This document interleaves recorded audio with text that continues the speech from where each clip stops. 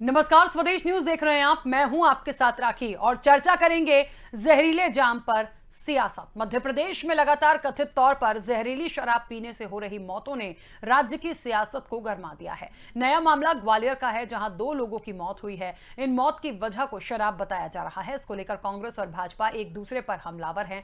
ग्वालियर के महाराजपुरा थाना क्षेत्र के चंद्रपुरा में गुरुवार को 2 लोगों की शराब पीने से मौत हो गई। पुलिस और आबकारी दल को गांव में खाली बोतल रैपर मिले हैं। पुलिस इस मामले की जांच कर रही है कि मौत की वजह शराब पीना है या बीमारी। भिंड जिले के लाहार में भी 2 दिन पहले शराब पीने से 5 लोगों की मौत हुई थी। तब भी जहरीली शराब की बात सामने आई थी। हालांकि प्रशासन ने अभी तक शराब के जहरीले होने की पुष्टि नहीं की है, लेकिन इस पर सियासत शुरू हो गई है। पूर्व मुख्यमंत्री कमलनाथ ने ट्वीट कर सरकार को घेरा है। उन्होंने कहा कि प्रदेश में शराब माफियाओं का कहर जारी है। पता नहीं माफिया कब गड़ेंगे, कब टंगेंगे, कब लटकेंगे। कांग्रेस ने भिंड जिले के लाहार क्षेत्र में कथित तौर पर जहरीली शराब पिछले 2 दिनों में हुई 5 लोगों की मौत के मामले की जांच के लिए 5 सदस्यीय जांच दल बनाया है। यह दल ग्वालियर शराब कांड की भी जांच करेगा। कांग्रेस के हमलों का जवाब देते हुए भाजपा के मीडिया विभाग के प्रभारी लोकेंद्र बराशर ने ट्वीट कर कहा, गजेंद्र और पप्पू कौन हैं? वो 2 लोग हैं जो भिंड में उस शराब की दुकान को चलाते हैं जिस दुकान से शराब खरीदकर पीने से कुछ लोगों की मौत हुई है। ये दोनों लोग उस पूर्व मंत्री के भाई के सगे साले हैं जो पूर्व मंत्री इस मामले पर सबसे ज्यादा हाय तौबा कर रहे हैं। बीजेपी और कांग्रेस के नेता एक दूसरे पर जुबानी हमला भी बोल रहे हैं। आपको बता दें कि शराब पर सियासत का ये सिलसिला तब से चला आ रहा है जब से अवैध शराब से मौतें शुरू हुई।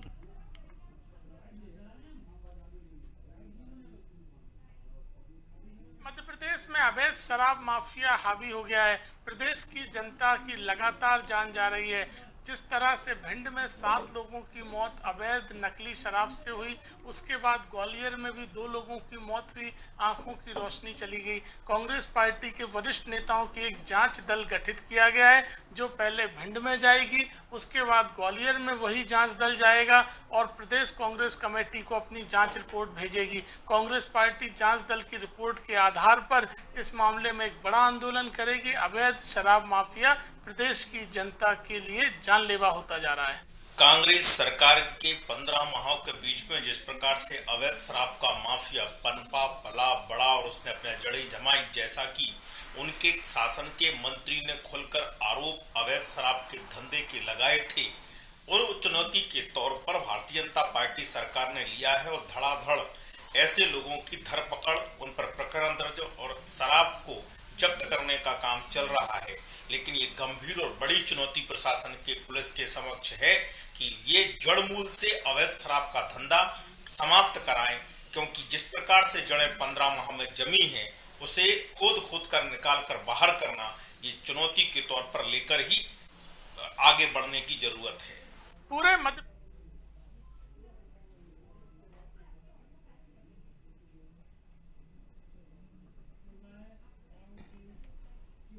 तो देखा आपने, जहरीले जाम पर सियासत इसलिए हो रही है क्योंकि पहले हमने एक बड़ा मामला मुरैना का देखा, मुरैना के बाद अब ग्वालियर, ग्वालियर के बाद भिंड। ये क्यों हो रहा है और इसके पीछे सबसे बड़ी वजह क्या है? जब पहले मुरैना की जहरीली शराब वाली बात सामने आई थी, कई लोगों की जान गई थी, तब भी कार्रवाई के नाम पर बहुत सारे लोगों को सस्पेंड कर दिया था, निकाल दिया था, बड़ी बड़ी खेप पकड़ाई थी। लेकिन तब भी सवाल ये उठे थे कि आखिर इसके पीछे है कौन? धड़ल्ले से ये शराब कैसे मिल जाती है, कैसे बिक रही है, क्या वजह हो सकती है? और सबसे बड़ी बात, कांग्रेस ने, कमलनाथ ने निशाना साधा है सरकार पर। कहा है कि शराब माफिया लगातार बढ़ रहे हैं, उनमें डर नहीं है, खौफ नहीं है, सिर्फ कहने की बातें हैं, गाड़ देंगे, लटका देंगे, टांग देंगे, पर ऐसा हो नहीं रहा। देखिए, सियासत इस पर करिए, अपना अपना तर्क रखिए, लेकिन सवाल यह है कि जहरीली शराब जो बनाई जा रही है, कहां से बन रही है, पकड़ में क्यों नहीं आती?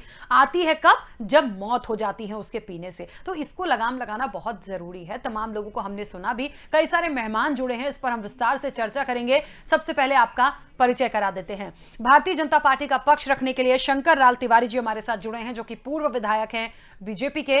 कांग्रेस प्रवक्ता फिरोज सदकी जी हमारे साथ जुड़े हैं, फिरोज जी। और राजनीतिक विश्लेषक के रूप में रमेश शर्मा जी हमारे साथ जुड़े हैं। आप सभी मेहमानों का बहुत स्वागत इस चर्चा में शामिल होने के लिए। पहला सवाल मैं सबसे पहले शंकर लाल तिवारी जी, आपसे करना चाहती हूं, हम बात कर रहे हैं जहरीली शराब से मौत का मामला।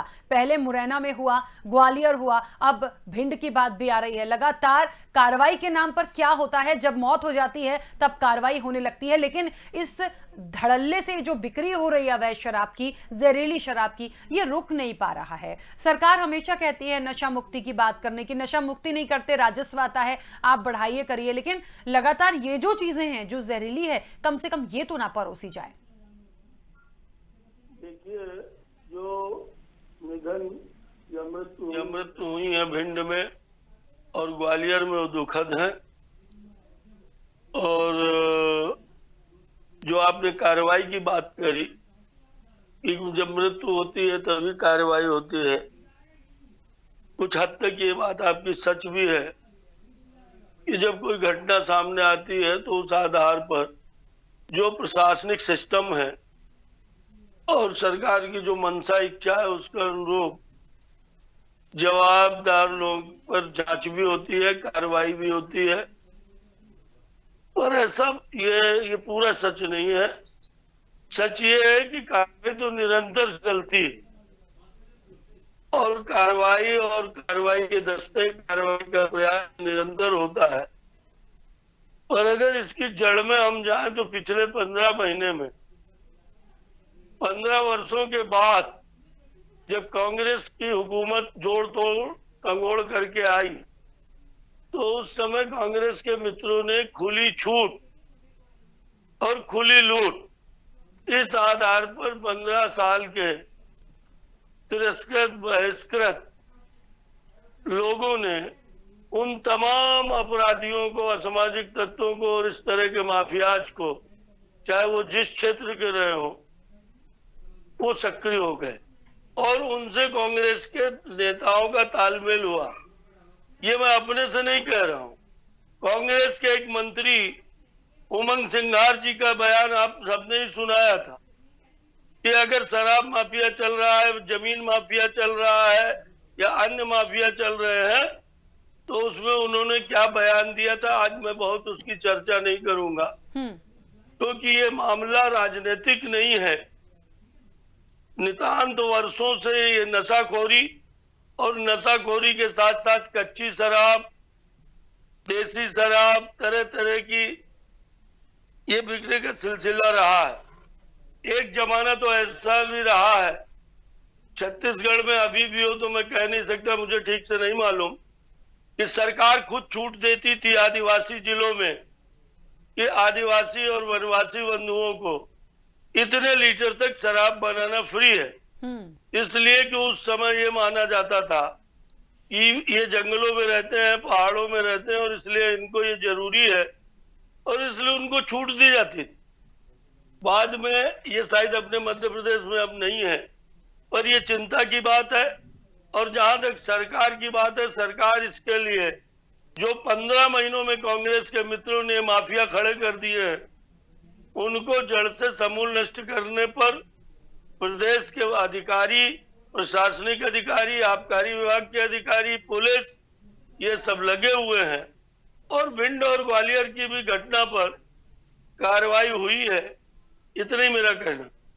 चलिए फिरोज जी, सबसे बड़ी बात ये होती है कि लगातार जो जहरीली शराब है, देखिए नशा मुक्ति तो मुझे नहीं लगता कि अब हो भी पाएगी। हम बहुत बड़े अभियान और बातें देख चुके हैं और नहीं भी कर सकते हैं, लेकिन कम से कम इस तरह की चीजें ना हो कि बिना मतलब की अवैध शराब, इससे भी क्या एक पूरा जोड़कर यदि हम तमाम लोगों से देखें तो ऐसा लगता है कि कहीं ना कहीं बहुत प्रॉफिट हो रहा है निचले स्तर तक, क्योंकि अवैध शराब या जहरीली शराब होता क्या है, पकड़ाई तब आती है जब बहुत मौतें हो जाती हैं। तो इस पर लगाम कैसे लगेगी? और लगातार जिस तरीके से शंकर लाल तिवारी जी कह रहे थे कि कार्रवाई होती है, लेकिन कांग्रेस इसमें कहाँ है? कांग्रेस के तो खुद ही लोग अपनों को घेरते आए हैं इन तमाम मुद्दों पर।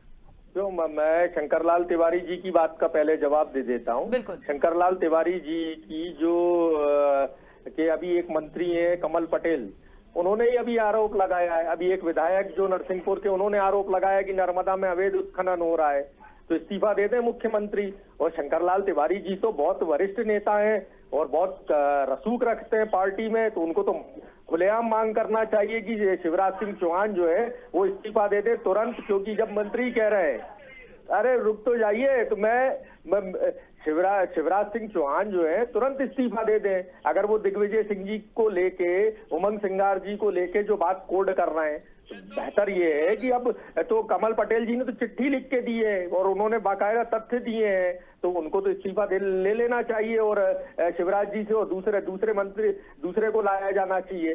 बड़ा दुख का विषय ये है रांची जी कि हमारी सरकार 15 महीने रही, एक जगह आप बताइए जहरीली शराब से मृत्यु हुई हो किसी की। दिक्कत ये है कि इनके यहाँ जो है संगठन से पोस्टिंग की जाती है अधिकारियों की, छोटे छोटे अफसरों को नाप दिया जाता है इस नाम पे कि ये इन्होंने कार्य में लापरवाही की। आपने सीधी बस कांड में भी देखा, ना तो ट्रांसपोर्ट कमिश्नर पे कार्रवाई हुई, ना डिप्टी ट्रांसपोर्ट कमिश्नर पे कार्रवाई हुई, ना मंत्री से कोई जवाब सवाल लिया गया, और तो और मंत्री जी ने तो जाना भी उचित नहीं समझा वहां तक। तो ये स्थिति है। इससे पहले मुरैना में हुआ, एक्साइज कमिश्नर जो है वो ग्वालियर में बैठते हैं, वो ग्वालियर से मुरैना की दूरी है 45 किलोमीटर। लोग सुबह आते जाते हैं, आइसक्रीम खाने आते जाते हैं, लेकिन एक्साइज कमिश्नर पे कार्रवाई नहीं हुई। एक एक्साइज के अफसर को नाप दिया, कलेक्टर एसपी का ट्रांसफर हो गया, अब यहाँ हो गई। 45 मौतें हो चुकी हैं और इस प्रदेश में कुख्यात तरीके से जो है ये पैर पसार रहा है जहरीली शराब का माफिया, और सरकार जो है वो कांग्रेस के कंधे पे बैठ रही है। तो आप लोग इस्तीफा दे दीजिए शंकरलाल तिवारी जी, हम कांग्रेस ही चला लेंगे सरकार, और राखी जी भी हमी से सवाल पूछ लेंगी। आप लोग क्यों परेशान होते बेकार में? तो आप लोग परेशान मत होइए, मेरा ये कहना है। आज भी हम कांग्रेस पार्टी मांग करती है कि आबकारी मंत्री को तुरंत बर्खास्त किया जाए। ये सरकार में अब जो है लोगों की जानों से खिलवाड़ नहीं होने दिया जाएगा, और इस पर एक न्यायिक जांच बिठाई जाए कि ये सारी घटनाएं हो क्यों रही हैं। यहाँ भोपाल में भी है, तो जो एक मंत्री है वो ठेका चला रहे हैं, उन्हीं के साथ सिंडिकेट बना के पूरे मध्य प्रदेश में सिंडिकेट ठेके चल रहे हैं। जो पॉलिसी जो थी उस पॉलिसी को बदला और नई पॉलिसी लिया। एक आदमी जो है पूरे भोपाल की दुकानें लिया हुआ है और पूरे भोपाल में वो सप्लाई कर रहा है, और स्थिति ये है भोपाल में कि कोई अधिकारी को दुकान पे जाने की इजाजत नहीं है। सबको कह रखा है नाके पे बैठ जाओ जाके, और नाके पे बैठे रहो और वहीं दिन रात बैठे रहना। जो बेचारा कहीं से शराब 2 बोतल भी लेके आ रहा है, उसकी बोतल छिना लेते हैं, उसके ऊपर केस बनाते हैं, उसको परेशान करते हैं, जबकि वो दुकान से खरीद के ला रहा है। ये स्थिति है भोपाल में। कहीं आपको भोपाल में शराब दुकान पे प्राइस लिस्ट लगी हुई नहीं मिलेगी, जबकि नियम ये है कि प्राइस लिस्ट लगी होती है दुकानों में। और इस बात को लेके पूर्व आबकारी मंत्री जो है बृजेंद्र सिंह राठौर जी, वो भी उठा चुके हैं कि ये दुगने तिगने दामों में शराब बेची जा रही है। तो ये किसके, भारतीय जनता पार्टी के संगठन के पास पैसा जा रहा है, ये मुख्यमंत्री के पास पैसा जा रहा है, आबकारी मंत्री के पास पैसा जा रहा है, किसके पास जा रहा है ये बताओ। आप अभी अपने रिपोर्टर को 5 नंबर दुकान पे भेजिए, या आप है ना यहाँ टी शर्ट पे दुकान है आपके स्टूडियो से पास में, वहां भेजिए, कहीं पर भी प्राइस लिस्ट नहीं लगी हुई है शराब की। ये स्थिति है इनकी सरकार में। वापस आती हूँ, रमेश शर्मा जी हमारे साथ जुड़े हुए हैं। अधिकारी आता ही नहीं है दुकान पे। चलिए रमेश जी, सबसे बड़ी बात ये होती है जहरीली शराब के लिए हम मुख्य रूप से किसे दोषी माने, जिसकी सरकार है उससे सवाल जवाब बहुत किए जाते हैं, लेकिन ये पहला मामला नहीं है, ऐसा कई बार हुआ है। और जब मुरैना वाला जहरीली शराब वाली बात आई थी, कई लोगों की मौत हुई थी, तब कई लोगों को सस्पेंड किया गया था, कार्रवाई की गई थी, और तब भी ये बातें बहुत चर्चाओं में थी कि दोबारा ऐसा ना हो, इसके लिए टीम गठित करेंगे, इसकी जांच पड़ताल करेंगे, दोबारा ऐसा नहीं होगा। लेकिन फिर वही चीजें आ रही हैं। अब ग्वालियर की बात निकली है, भिंड की बात निकली है, लेकिन ये जो जहरीली शराब की खेप है बनाने की, बिकने की और लोगों की मौत की, ये नहीं रुक रही। नहीं देखिए, कुल मिलाकर के ये रुकेगी भी नहीं। उसका कारण ये है कि ये चूंकि जब 2-4 आदमी मर जाते हैं, 4-6 मर जाते हैं, तो अखबारों में भी आता है और सरकार के भी बयान आने लगते हैं। अगर आप पिछले 15 दिनों के अखबार देखेंगे तो पिछले 15 दिनों की अखबार में कहीं ना कहीं से रोज खबर आ रही है जहरीली शराब की। एक खबर ये आई थी कि राजस्थान से खराब शराब नीमच में आ रही है। अभी 10 दिन पहले रीवा संभाग में कहीं की घटना घटी थी। ये यहाँ भी लगभग रोज कहीं ना कहीं से, खंडवा से खबर आई थी, बड़वानी से खबर आई है, तो कुल मिलाकर के कहीं ना कहीं से इसके अलावा ये जो जहरीली शराब और अवैध शराब पकड़ी जा रही है वो भी कहीं ना कहीं से आई है। इसके लिए होता क्या है कि जब भी घटना होती है तो कांग्रेस वाले भाजपा पर और भाजपा वाले कांग्रेस पर आरोप लगाते हैं, ये लड़ने लगते हैं और वो अपने आराम से अट्टहास करते हुए पतली गली से निकल लेते हैं, जो इसके लिए वास्तविक अपराधी है। मेरी दृष्टि में इसके लिए जिम्मेदार है एक्साइज डिपार्टमेंट का जो निचले स्तर का अमला है, वो इनसे या तो ढंग से कार्रवाई नहीं करता या उनसे मिला हुआ होता है या अनदेखा करता है, वो जिम्मेदार है। और लोग खुद जिम्मेदार हैं, उनको पता है कि अभी ग्वालियर संभाग में अगर आप देखेंगे 1 महीने में कितनी मौतें हो चुकी हैं। एक जना मर रहा है और उसके बाद भी दूसरा उसी तरह की शराब पी रहा है। तो कहीं ना कहीं ये इसके लिए निचले स्तर का अमला और समाज की जो मानसिकता है वो इस बात के लिए जिम्मेदार है। एक बात मैं कहना चाहता हूँ वनवासियों वाली पर, ये जो वनवासियों के लिए शराब उन्होंने फ्री की थी अंग्रेजों ने, ये 1884 में फ्री की थी। उसका कारण ये है कि 1820-22 से लेकर के 1840 तक जो वनवासियों में विद्रोह हुआ और अंग्रेजों के खिलाफ जो अभियान चले, उसमें वनवासी समाज ने पूरे देश में अभियान चलाया। तो अंग्रेजों ने एक षड्यंत्र किया, उनको लगा कि ये वनवासियों को शराब में उलझाओ, तो 1884 में उन्होंने एक कानून बनाया। ये हमारी क्या कहें अदूरदर्शिता के अंग्रेज जितने कानून बना गए हैं वो सब हमने जोंके तो लिए हैं, वो समाज को बांटने के लिए हो या समाज को नशे में करने के लिए हो। जितने कानून अंग्रेज बना गए थे वो सब हमने जोंके तो लिए हैं। सरकारें आती हैं बदल जाती हैं, कांग्रेस भी रही, भाजपा भी रही, मिली जुली भी रही, जनता दल भी रही, लेकिन अंग्रेजों का कानून कोई नहीं बदलता। तो ये जो इस तरह के जो कानून है, मैं समझता हूँ इसमें समाज के स्तर पर भी एक अभियान चलाने की जरूरत है।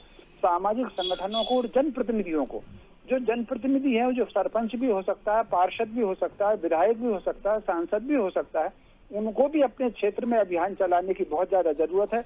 अभी कल की अखबार में खबर थी, बिहार में शराबबंदी है और वहाँ जहरीली शराब से मौतें हुई, नीतीश कुमार का बयान आया था। तो कुल मिलाकर के ये जो समाज की मानसिकता है, समाज का जो मानसिक और चारित्रिक पतन हो रहा है, उस पर भी कहीं ना कहीं अब काम करने की बहुत आवश्यकता है। बिल्कुल ठीक। चलिए रमेश शर्मा जी वापस आती हूँ। शंकर लाल तिवारी जी लगातार जुड़े, कुछ कहना चाह रहे थे आप? मैं सबसे पहले शर्मा जी को प्रणाम कर रहा हूँ। उन्होंने जो सामाजिक चेतना की बात करी है और उन्होंने जो कहा है कि सरकार का सिस्टम, सरकार का अमला, आबकारी विभाग, इसको तो और सुस्त दुरुस्त और इस पर नजर रखने की सख्ती से जरूरत है। और साथ ही एक बात बहुत बड़ी उन्होंने कही है कि बिना सामाजिक संगठनों के और जन चेतना चाहे जनप्रतिनिधियों का जो उन्होंने नाम लिया है, ये समाज की तरफ से संकल्पित है। अब बिहार में उन्होंने उदाहरण दिया। मैं अपने कांग्रेस के मित्र जो है, जिनको कहीं कुछ भी हो पर ठीकरा सरकार के ऊपर फोड़ देना है, कोई दिक्कत नहीं है, वो विपक्ष के हैं। कमलनाथ जी का बयान तुरंत आया और किसी मामले में इतनी जल्दी कमलनाथ जी का बयान नहीं आया।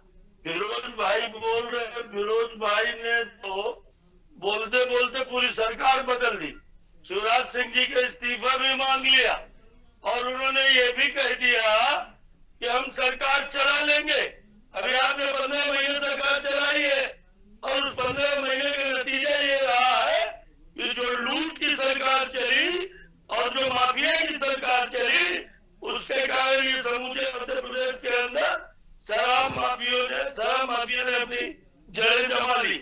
पर आप निश्चिंत रहे, आपको सरकार चलाते हुए देख लिया प्रदेश की जनता ने भी और देश की जनता ने भी।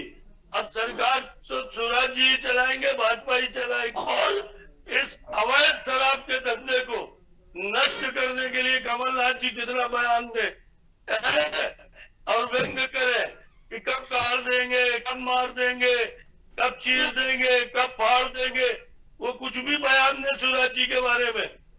शिवराज जी और वर्तमान सरकार संकल्पित है। समर्थन करता हूँ कि नीचे के हमले को सरकार की पार्टी का होने के बावजूद मैं भी स्वयं कहता हूँ कि नीचे के हमले को और चुस्त दुरुस्त और कारगर कार्रवाई करने वाला बनाना होगा, जो पिछले दिनों में सरकार ने बनाया भी है, करके दिखाया भी है। और इसके बावजूद ये छुटपुट घटनाएं अन्य जगहों से आई है, सच बात है। हेलो, ठीक है।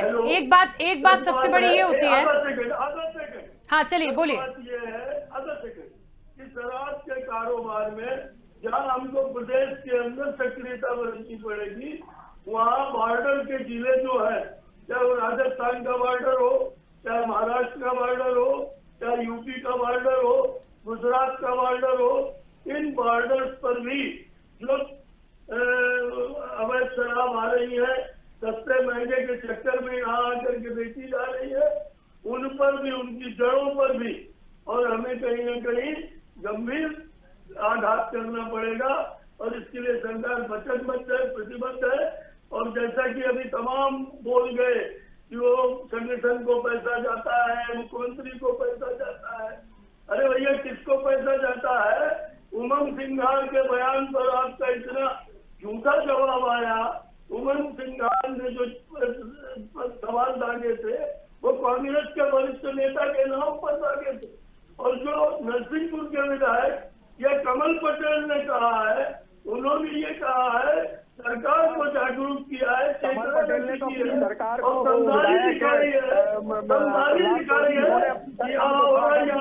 कार्रवाई करो। अभी हम और कलेक्टर को कमल पटेल जी ने बहुत किया है और कलेक्टर पे कार्रवाई करवाई है। ये तो मंत्री की बात है, ये तो विधायक की बात है। पाल के रखे हो अपने उस बात का जवाब अगर आपके पास हो जो कांग्रेस के, अरे पहले हमारी सरकार तो गई जब गई थी, आप जवाब क्यों नहीं? कमल पटेल ने ऐसा क्यों कहा कि नर्मदा में अवैध उत्खनन हो रहा है? आप जवाब दीजिए। प्रहलाद लोधी ने क्यों कहा है ऐसी बात? तो आपको जवाब देना, मुझे थोड़ी देना है। सरकार आप चला रहे हैं, आप सबसे थोड़ी जवाब लेंगे। पर उमंग सिंघार ने क्या कहा था उस पर? अरे वो जो कहा था वो उनके पास है, उमंग सिंघार जी के पास। मैं तो आपकी बात पूछ रहा हूँ कि अभी तो कमल पटेल जी ने मंत्री रहते आरोप लगाया, पत्र लिख के लगाया है। आपको मुर्दा ढोने की आदत पड़ गई है। आपको बीच में मैं नहीं बोल रहा था आपको, पर आप बीच में बोल रहे हैं। चलिए आप बोलिए, आप वरिष्ठ हैं बहुत। मैं बीच में आपकी बात खता कलाम नहीं करना चाहता, आप बोल लीजिए। आपने तो इस्तीफे मांग लिया सरकार से। गलत बात कहाँ बोली है मैंने? देखिए नाराजगी बोली है भाई शंकरलाल तिवारी जी और फिरोज जी, देखिए नाराजगी अपना अपना पक्ष रख रहे हैं, बिल्कुल जायज है। मुझे ये बताइए कि सरकार की जितनी जिम्मेदारी है जहरीली शराब रोकने की, उतना क्या विपक्ष का धर्म नहीं है कि यदि इस तरह की गतिविधियां कंटिन्यूसली हो रही हैं तो कुछ ऐसा किया जाए, बैठ के बात किया जाए ताकि जहरीली शराब से लोगों की मौत ना हो। सामाजिक चेतना की बात, जागरूकता की बात रमेश शर्मा जी ने भी बोली है, उसका समर्थन भी शंकरलाल तिवारी जी कर रहे हैं। तो सब लोग एका करके क्यों नहीं करते? कहीं ना कहीं मतलब प्रॉफिट है। देखिए राखी जी, इतनी देर हो गई इस डिबेट को चलते हुए, सरकार की तरफ से कोई बयान नहीं, कोई पुख्ता बयान नहीं। अभी शंकरलाल तिवारी जी अकेले क्या करें? वो तो सरकार में नहीं है, वो तो प्रवक्ता है खाली, वो अपनी बात कह रहे हैं। आप देखिए कि जब मुरैना में हुई थी, कमलनाथ जी एक एक परिवार से मिलने गए, हमने वहां टीम बनाई, पूरा कलेक्ट्रेट का घेराव किया, पूरा दबाव सरकार पर बनाया। उज्जैन के मामले में भी यही हुआ, उसके बाद अभी भी भिंड में भी यही हुआ। तो ये किसको देखना है भाई? ये कौन चेक एंड बैलेंस करेगा? विपक्ष अपनी बात कह सकता है, जनता तक अपनी बात पहुंचा सकता है और जनता की बात सरकार तक पहुंचा सकता है। किसको करना है ये काम? कहाँ है आबकारी मंत्री? कहाँ है आबकारी मंत्री? गए थे क्या मुरैना? आबकारी मंत्री अभी गए क्या भिंड? आबकारी मंत्री उज्जैन गए थे क्या? क्यों नहीं गए उज्जैन? वो तिवारी जी से कहता हूं, आपके संगठन का तो बहुत दबाव होता है मंत्रियों पे, तो क्यों नहीं कहते आप कि आप बोलिए कि आबकारी मंत्री जाएं, वो निरीक्षण करें। वो आबकारी मंत्री जी चाहिए, छोटे अमले को बदल दीजिए। बेचारी छोटी मुर्गी जो है उसको हलाल कर दो, बलि का बकरा बना दो। बड़े लोग जो है वो पैसा कमा लें, सारा काम बड़े लोग कर रहे हैं। मैं तो आपसे कह रहा हूँ राखी जी, यहाँ भोपाल में किसी भी आबकारी के अधिकारी को दुकान पर जाने की इजाजत नहीं है, क्योंकि यहाँ जो नेता हैं, रसूखदार नेता भारतीय जनता पार्टी के, उनके संरक्षण में यहाँ ठेके चलते हैं। पूछिए, मैं तो साफ कह रहा हूँ। मैंने तो आपको बता दिया कि वो प्राइस लिस्ट पता कर लीजिए, मंडीदीप में शराब का रेट पता करिए और भोपाल में शराब का रेट पता करिए। आप देखिए ना, हम तो खुद कह रहे हैं और इस बात को लेके प्रेस कॉन्फ्रेंस कह दी, हर बात कह दी हम लोगों ने। कौन करेगा ये काम? कौन करेगा? क्या लोगों को अभी ये कह रहे थे संकल्पित है भारतीय जनता पार्टी, तो संकल्पित है तो क्या लोग मरते रहे? ये इस बात का संकल्प ले रखा है भारतीय जनता पार्टी ने? ये सवाल है। कि भारतीय जनता पार्टी ने संकल्प ले रखा है कि जहरीली शराब से लोग मरते रहे। सरकार की तरफ से कोई बयान नहीं आता। भारतीय जनता पार्टी सिर्फ चुनाव लड़ती है, सिर्फ चुनाव की तैयारी में लग जाती है। भारतीय जनता पार्टी लोग मरते रहे, लोगों के मरने का कोई गम नहीं है। भाई कैसे आई, एक जगह आप उज्जैन में नहीं सुधरे, फिर मुरैना में इतनी बड़ी घटना हुई तब भी नहीं सुधरे, आप भिंड में फिर हो गई फिर भी नहीं सुधर रहे आप, तो हम क्या करें? विपक्ष को क्या करना चाहिए? देखिए, सुधरने की बात और सुधारने की बात सुनने में अच्छी लग रही है, पर होना चाहिए। रमेश शर्मा जी जुड़े हुए। रमेश जी, पक्ष विपक्ष अपनी बात रखेगा, लेकिन बहुत गंभीरता से इसको लिया जाना चाहिए। बार बार जब कहीं मौत हो जाती है, जब ऐसे मामले आते हैं, चर्चाएं बहुत गर्म हो जाती हैं, प्रतिक्रियाएं आने लगती हैं, सब छीटाकशी करने लगते हैं। बट असल में यदि धरातल पर जाकर देखा जाए तो ये खेप कहां से आई, क्यों बनाई, किसने बनाई, उन पर कार्रवाई क्यों नहीं होती, ये बहुत बड़ी बात है। विपक्ष में यदि कांग्रेस है तो कांग्रेस का भी ये धर्म है कि ऐसे मुद्दों को कंटिन्यूअसली लें, उनकी पकड़ में यदि कहीं ऐसी कोई चीज है उसको सामने लाएं, सरकार को घेरिए, आप बिल्कुल सवाल उठाइए, लेकिन ये एक ऐसी सामाजिक बुराई है जिसको खत्म करने के लिए, और कम से कम जहरीली अवैध शराब इन पर तो मत कीजिए, इनसे तो लोगों की जान जा रही है, तो इन्हें रोकना बहुत जरूरी है। ये बिल्कुल आपने सही कहा। कहीं ना कहीं ये जनचेतना और उसके लिए बहुत आवश्यक है। जैसे मैं गांधी जी का उदाहरण दूंगा। गांधी जी ने जब नशा मुक्ति और शराबबंदी की बातचीत की तो उन्होंने अंग्रेजों से ये नहीं कहा था कि आप शराब के लाइसेंस देना बंद कर दो और आपका अमला खराब है, ये वो बस्तियों में जाते थे, खासतौर से सेवा बस्तियों में, विशेषकर सेवा बस्तियों में जाते थे और वहां लोगों से आग्रह करते थे, शपथ लेकर के, संकल्प लेकर के उनको शराब छुड़वाते थे। और उन्होंने कई बस्तियों को इस तरीके से नशा मुक्त किया था, शराब मुक्त किया था। इस मुद्दे पर वाकई ये राजनीति से ऊपर उठ करके जो पक्ष में भी हैं उनको भी और जो विपक्ष में भी हैं उनको भी, इनके पास कार्यकर्ताओं की बड़ी टीम है। जिन भी क्षेत्रों में इस तरह की बात होती है उन्हें अपने कार्यकर्ताओं को वहां लगाना चाहिए और लोगों से नशा मुक्ति की बात करना चाहिए। और आप कल्पना कर सकते हैं इस समय का माहौल ये है। दूसरा, माँ बाप को भी कम से कम एक चैतन्य होना चाहिए। आज की युवा पीढ़ी स्कूल कॉलेज के बहाने पर, हॉस्टल में रहने के बहाने पर शराब और नशे और ड्रग्स में लग रही है।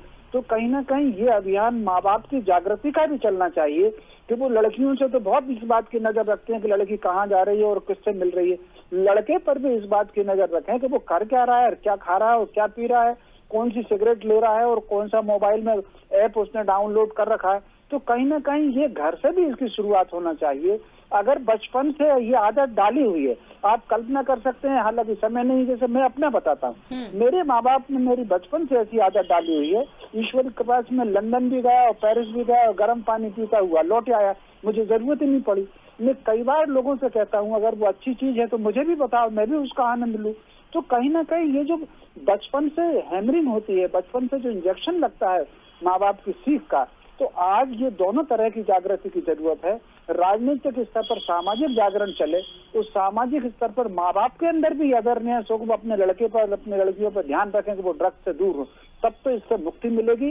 वरना घटना होगी, हम डिबेट कर लेंगे, राजनीतिक आरोप प्रत्यारोप हो जाएगा, बहुत से बहुत एक आध अधिकारी लाइन अटैच हो जाएगा और कुछ दिनों बाद वो आ जाएगा। तो उससे क्या फर्क पड़ना है? बिल्कुल। जो भ्रष्ट अधिकारी आज मुरैना में है उसको कल आप झाबुआ में कर दो और झाबुआ वाले को उज्जैन में कर दो, बेचवाएगा तो वो शराब ही झा जाएगा, वहाँ वही काम करेगा।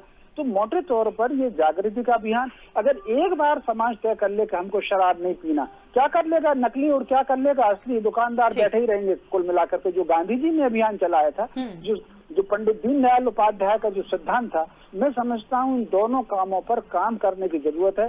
कांग्रेस के पास गांधी जी का नाम है, भाजपा के पास पंडित दीनदयाल उपाध्याय का नाम है। इन दोनों को नाम लेकर के शराब मुक्ति के लिए समाज में अभियान चलाएं अगर इससे मुक्त होना है तो। बिल्कुल ठीक बात है। चलिए, क्योंकि समय की सीमा है और ये मुद्दा ऐसा है कि जिस पर चर्चा करते जाएं तो निकलते जाएगा, लेकिन सबसे बड़ी बात ये होती है कि इस मुद्दे पर क्या होना चाहिए। कुछ कहना चाह रहे हैं शंकर लाल तिवारी जी? जल्दी से अपनी बात रखिएगा।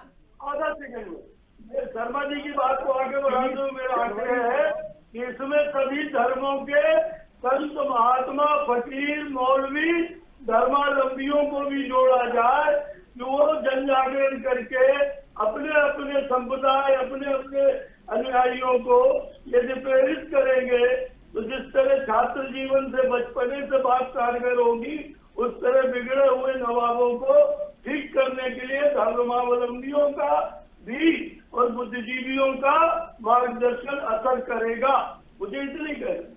चलिए फिरोज जी अपनी बात रखिए। मैं ये बता रहा हूँ कि ना तो दीनदयाल उपाध्याय जी की जयंती पे ड्राई डे होता है शराब का, और गांधी जी की जो 30 जनवरी पुण्यतिथि हुआ करती थी उस पर भी ड्राई डे खत्म कर दिया इस सरकार ने। आपको ये और बता दूं मैं, ड्राई डे कम किए, 3 घंटे दुकानों के टाइमिंग्स बढ़ाए, 40% शराब की दुकानें बढ़ाई, ये सब शिवराज जी की सरकार ने किया है। बेचारा महुआ ताड़ी जो थी गरीब आदिवासी बेच लेता था, महुआ ताड़ी भी बंद कर दी ताकि शराब की बिक्री बढ़ जाए, क्योंकि महुआ ताड़ी आने से शराब की बिक्री में कमी होती है, तो वो भी बढ़ा दी इन्होंने महुआ ताड़ी। जो मैं तो रमेश शर्मा जी की बात का जवाब दे रहा हूँ, और ये सारे तथ्य हैं, आप तथ्य पता कर लीजिए, आपको मिल जाएंगे। चलिए। और छोटे स्टाफ की सवाल है, इनके पास एक ब्लॉक में एक अधिकारी होता है आबकारी के पास, बेचारे बेरोजगार सड़कों पर घूम रहे हैं, और 2.5 लाख करोड़ का कर्जा है सरकार के पास। ऐसी सरकार आपको चलाना है भाई साहब, तो इसीलिए हम कह रहे हैं आप छोड़ दीजिए, हमें दे दीजिए, आपके बस की नहीं है चलाना। ठीक है फिरोज जी, समय की सीमा है। आप सभी मेहमानों का बहुत शुक्रिया इस चर्चा में शामिल होने के लिए। तो आपको बता दें कि जहरीले जाम पर सियासत इसलिए हो रही है। देखिए एक बात बहुत साफ है, पक्ष विपक्ष अपना तर्क रखें, उनका अधिकार है, लेकिन जहरीली शराब, अवैध शराब से जो मौत हो रही हैं उसके लिए बहुत गंभीर सरकार को भी होना है, विपक्ष को भी होना है। सामाजिक जागरूकता की बात रमेश शर्मा जी ने बोली है, वो है, लोग तो चाहते हैं नशा मुक्ति प्रदेश हो, लेकिन बहुत सारे तथ्य हैं इसके पीछे कि आप प्रॉपर बंद नहीं कर सकते। लेकिन हाँ, ये जो जहरीली खेप पकड़ाती है, ये जो मौतों का आंकड़ा लगातार इससे बढ़ रहा है, कंटिन्यूसली ऐसी खबरें आती हैं, उन पर लगाम लगाने के लिए बहुत सख्त कदम उठाए जाने की जरूरत है। नहीं तो ऐसे ही यदि हाल चलते रहे तो वो अच्छा प्रदेश के लिए, और निश्चित तौर पर जिसके परिवार का सदस्य जाता है, जो ये तमाम गतिविधियों में, उन सब के लिए ये बिल्कुल भी अच्छा नहीं है। फिलहाल इस चर्चा में इतना ही, दीजिए इजाजत, नमस्कार।